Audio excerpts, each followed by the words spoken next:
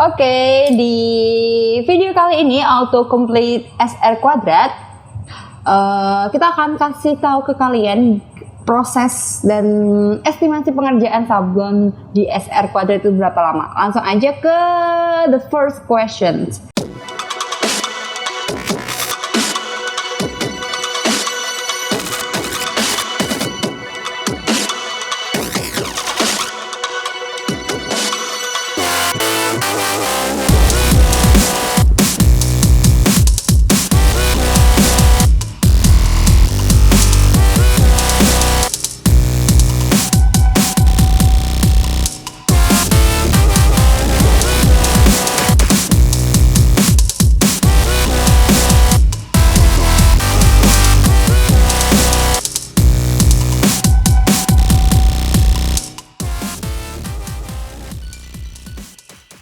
Di SR Quadrat pengerjaan sablon itu berapa lama?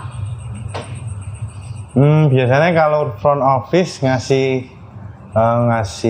deadline untuk pengerjaan itu 2 minggu. Kok lama banget ya? Nah, kenapa 2 minggu?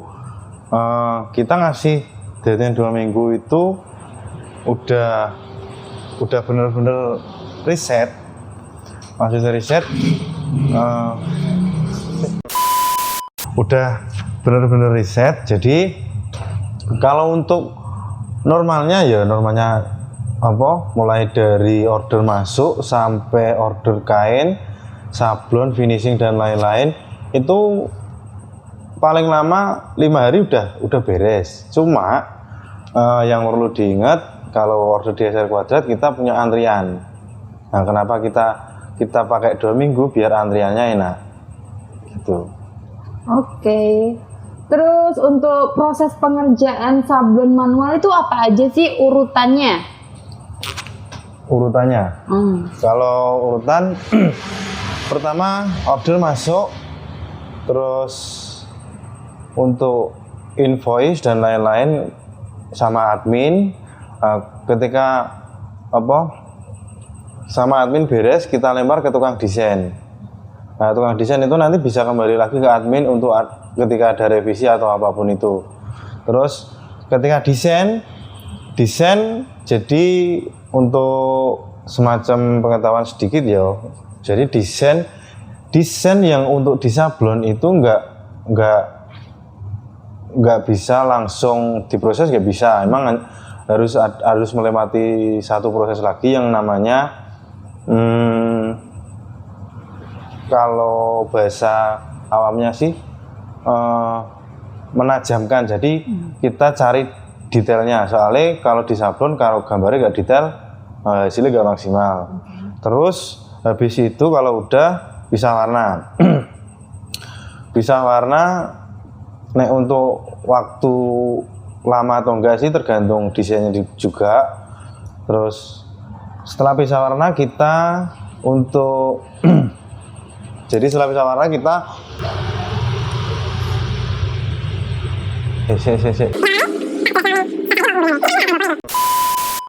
tak jelasin sedikit tentang bisa warna. Jadi untuk sablon manual sendiri kenapa harus melewati bisa warna? Karena misalkan desain yang masuk logo bendera Indonesia merah putih, nah itu kan ada warna merah sama putih. Dan kalau di manual nggak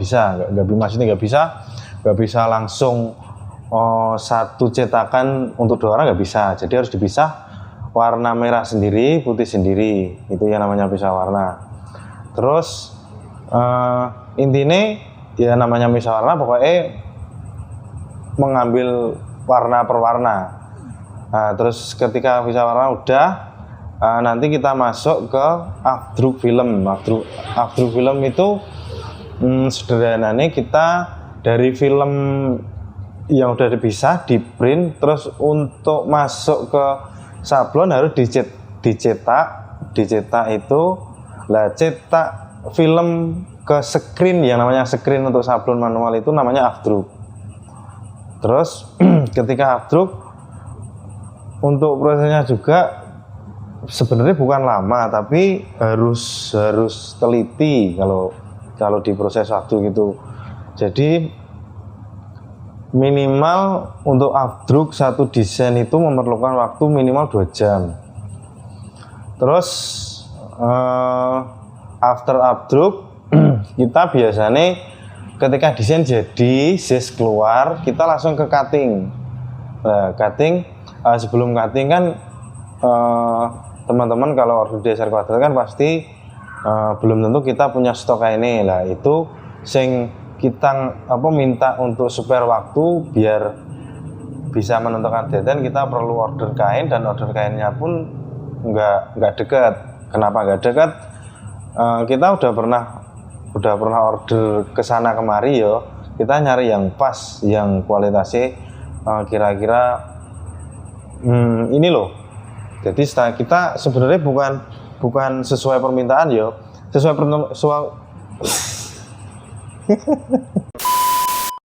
permintaan ada, tapi kita punya standar sendiri sebenarnya. Soalnya SR juga udah lama di dunia persablonan. Nah, jadi kita cari sing emang recommended kayak ini. Nah, kita itu cari ini jauh, paling deket Semarang. Jadi kita perlu waktu untuk pengiriman juga. Kemudian biasanya kalau udah masuk proses cutting, ketika cutting selesai, film sing yang diabduk tadi udah beres. Jadi kita tinggal ke sablon.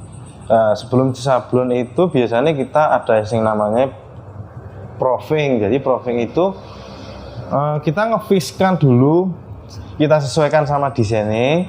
Jadi sebelum kita cetak masal, kita sesuaikan desain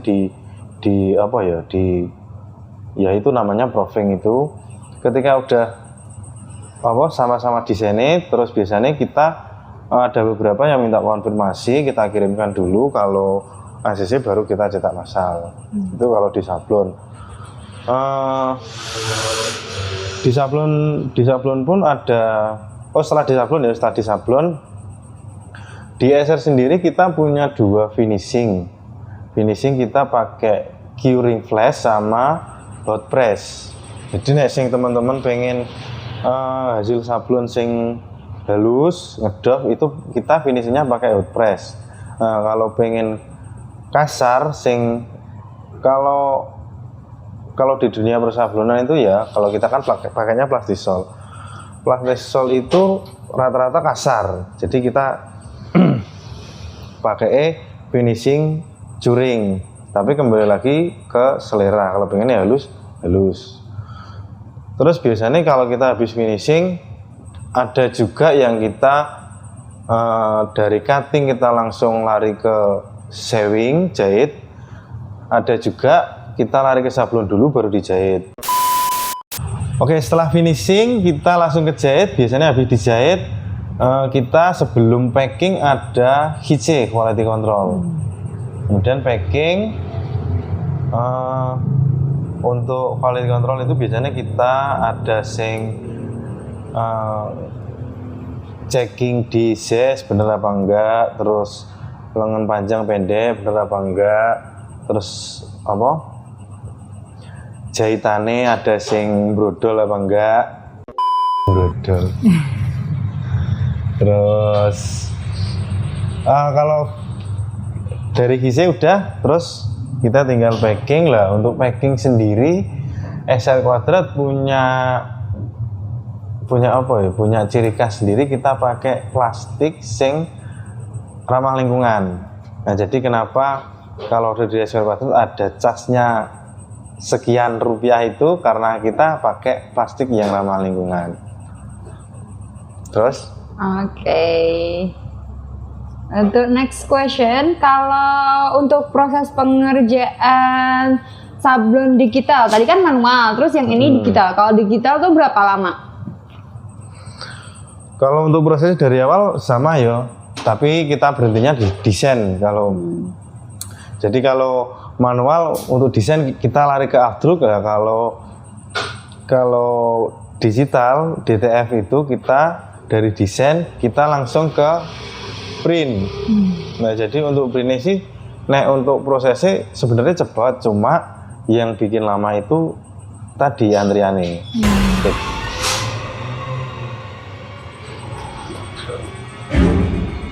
jeglek. Iya, lampunya. Jeglek kuwi.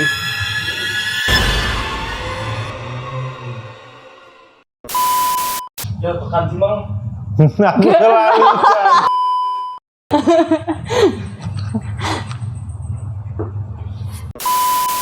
Kalau untuk proses pengerjaan sablon digital berapa lama? Kalau berapa lamanya sih tergantung ya. Tergantung tadi, nek untuk manual kita udah pastikan kita kasih deadline 2 minggu. Kalau digital kita kasih deadline 1 minggu. Kenapa? Sebenarnya untuk proses digital itu agak makan cepet banget ya. Sebenarnya satu hari jadi pun bisa, cuma kita kembali lagi ke antrian tadi. Jadi untuk dari awal order sama kayak manual, cuma kita berhentinya di desain. Jadi desain untuk digital dan manual itu beda. Beda nih, kalau digital kita langsung bisa, nggak usah pakai apa. Nek misalkan ada permintaan, ada gambarnya tolong dibikin detail sedikit, mungkin kita baru pakai itu. Tapi kalau enggak, kita langsung untuk digital, soalnya enggak ribet-ribet banget. Jadi dari desain kita langsung lari ke print DTF itu. Terus untuk pengerjaannya kenapa kita bilang 1 minggu, karena antrian tadi. Kenapa antrian digital ada antrian? Jadi kan kita nggak mungkin ngeprint misalkan kita order gambar depan 15 cm, kan nggak mungkin ngeprint 15 cm itu kan nggak mungkin. Jadi kita biasanya kita collect dulu 3 hari, baru kita print bareng-bareng. Terus setelah di print kan udah jadi gambar nih. Jadi desain terus di print pakai DTF itu jadinya seperti ini. Oke, ini udah jadi seperti ini, kita tinggal nempelin ke kaos. Biasanya kalau DTF kita pakai kaos polos, bukan kain. Soalnya kenapa kita cari senternya biasanya, senternya kaos. Nek untuk DTF kalau di press itu gambarnya miring kan jelek juga. Nah, jadi untuk pengerjaan digital itu nek ketika jadi seperti ini, kita tempelin ke kaos, hot press, udah jadi. Itu kalau digital. Terus kalau finishingnya sendiri juga sama? Finishingnya kalau dibilang sama, kalau beda ya beda aja. Jadi kalau manual itu hot press itu untuk finishing, kalau digital itu hot press itu untuk finishing sekaligus prosesnya. Terus Berapa kali kalau untuk itu? Nah itu tergantung spesifikasinya DTF sendiri. Oh, gitu. Jadi ada kita cari perbandingan di luar negeri ya. Kalau di luar negeri press itu nggak perlu lama-lama, 5 detik 10 detik udah jadi. Dan 1 kali dok. Kalau biasanya kalau di sekitar sini itu ngepressnya 2 kali. Jadi di press dulu 20 detik, terus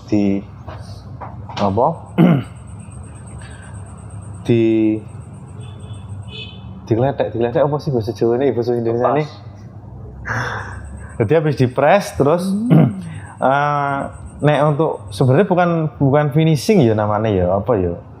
Nek menurutku itu merubah